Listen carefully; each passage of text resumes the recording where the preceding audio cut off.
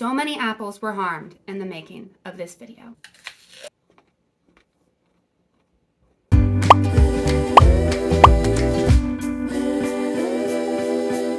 Hi guys, and welcome back. I am Amanda Norris, a homeschool preschool mom. And just for kicks, this week we crammed all of our week 6 lessons for Blossom and Root into one single day. Challenge accepted. Let's do it. All right, so about those apples. The parent guide said that we could actually sub in any fruit or veggie that we wanted for this lesson, and I did briefly entertain the thought of using avocados instead because I have a nice, healthy, millennial-ish obsession with them. Like, you can pry my avocado toast from my cold, dead hands. But my girls love their apples, so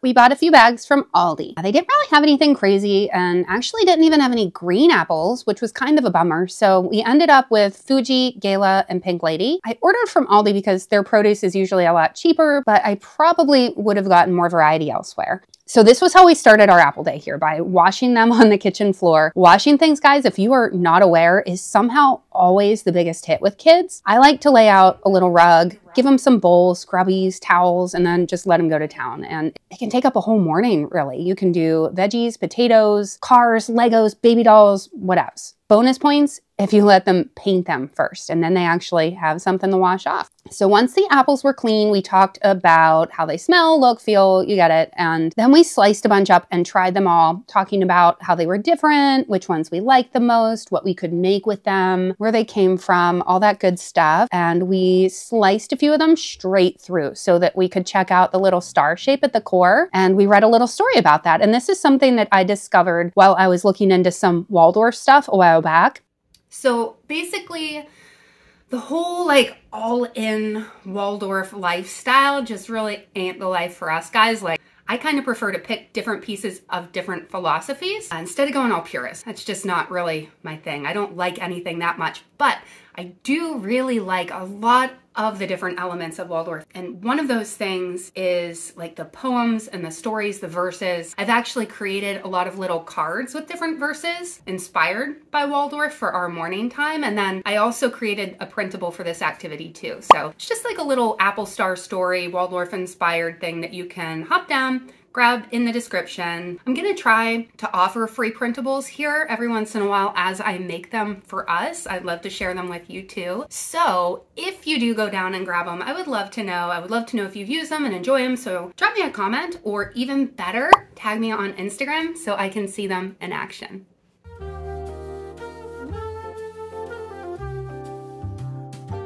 So while we had the apples cut open, we popped out some of the seeds to practice counting, adding, subtracting, and we compared the number of seeds in the apples to other fruits and veggies that we're pretty familiar with that we've had recently, like tomatoes and mini peppers. They have a ton of seeds, and we actually just planted some recently. So we checked on our little sprouts in the kitchen here, and we watched some time-lapse videos on YouTube. Lucy also did the dramatic play activity at this point, and oh my gosh, she loved this activity and she wanted to do it again and again. Now, being able to use our bodies in some way, whether that's like motions in a finger play or acting something like this out, it's just so great for engagement, and it really helps to make solid connections to whatever it is that we're learning about, right? Like, I really love that about this curriculum.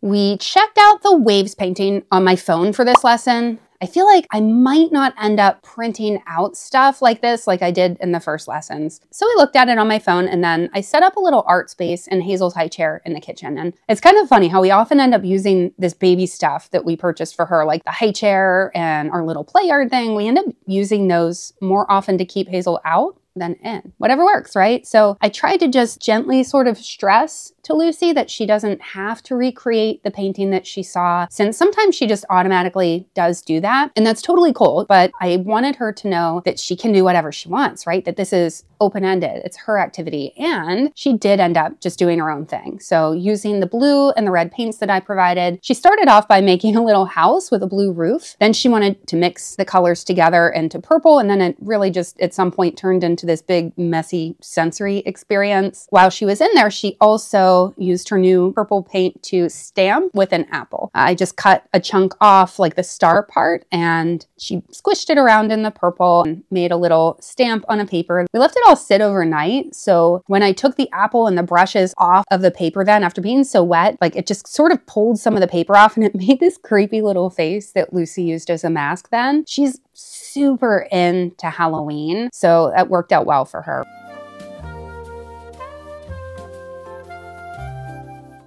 There were so many extra resources this week for music and art, but that just didn't happen since we were squeezing this all into one day. If I would have squeezed it in earlier in the week instead of waiting until Friday, then we might have actually had the time to get into the extra stuff, which would have been a huge benefit of packing it all into one day and having all these free days, right? I just honestly didn't really even look at the guide until the day before. But anyway, for music, we talked about hearing feelings this week, and I encouraged Lucy to draw pictures and to dance to show me how the music made her feel. One song made her feel happy, one sad, and another shy, like when she meets new people, which is super funny because she is anything but shy when meeting new people. We also talked about the lion hunt and the bear hunt songs, which make her feel fear to her very core, to the point where like if the Kaboomers come on at all, we have to hurry up and turn it off so that one of those songs doesn't accidentally get played next. It was a good jumping off point for talking about other types of music and how they make her feel.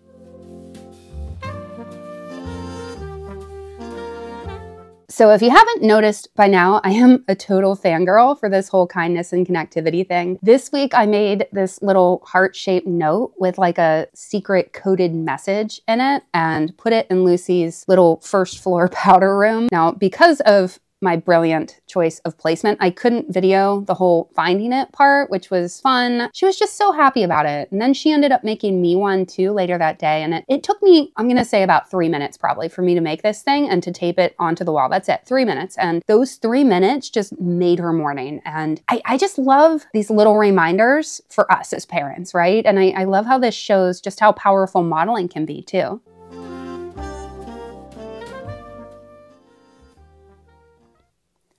So I don't want to brag, but I actually got the physical book out from the library this week. And we read the book while painting in the kitchen because she painted for like the entire morning and we had things to do, you know? It was a whole day. So the book this week was Strictly No Elephants. And Lucy really, really enjoyed this book. She asked so many questions and we talked about animals, which animals we would have as pets if we could, which sign in the book we liked more, and then talking about the signs and what they meant led to some really good conversation about kindness and inclusivity. And this conversation continued all day then. And she just sort of wove it into her play and told her dad about it. And it was really great. And it sort of shone a light for me on where her heart is, you know, and it made me feel really good that she was all about the skunk and the armadillo. And really she's always kind of loving on the underdog. And I hope that she carries this with her, that she continues to love things that aren't so obviously lovable. And oh my goodness, then we had Pet Club.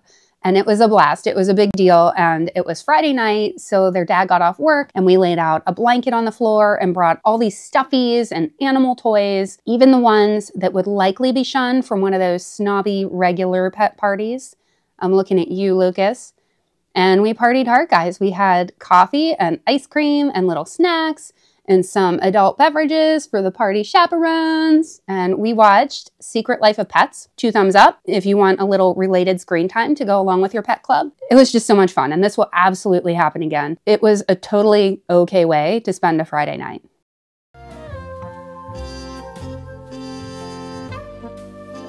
And then we saved the last for last. letters in the kitchen. So knowing that this was a thing, I did make a point of just kind of casually drawing her attention to writing, words, letters, stuff like that we found here and there through the day on packaging, fridge magnets, on mason jars. She loves identifying letters right now and like talking about the sounds they make, asking how to spell things. So I just kind of took advantage of, you know, teachable moments for this throughout the day. And we played I Spy and that was fun, but all the really fun stuff happens after dark, you know, and it was kind of like the pet club after party. So once it got dark enough, we turned off all the lights and broke out the flashlight, which is also one of her all-time favorite things. I'm going to add that to my list of keeping kids busy hacks. So washing things and flashlights. And then we wandered around in the dark for a while to find like whatever letters we could find. And we did this in the kitchen. That's where it began. But then it just kind of spilled out to the rest of the house. So then she was able to find writing on other stuff like records, book, wall art. And also we went up into her bedroom then and she found writing in her little kitchen space. There's like a little menu up there and more packages. We've been talking a lot about communication lately, like different ways that we can send and receive messages to communicate. She's been really into bees communicating. That's how it's happened, but I digress. This was just a good way overall to kind of tie the text into that. All right, so this was a really fun day. It was busy, but it was fun. And I think it helped that we had some of those nice Friday vibes going, you know, like there's always a little bit of a better energy on Fridays, right? And it was cool to kind of keep that momentum going, to be able to just slide from one activity into another and to tie things together a little bit more easily.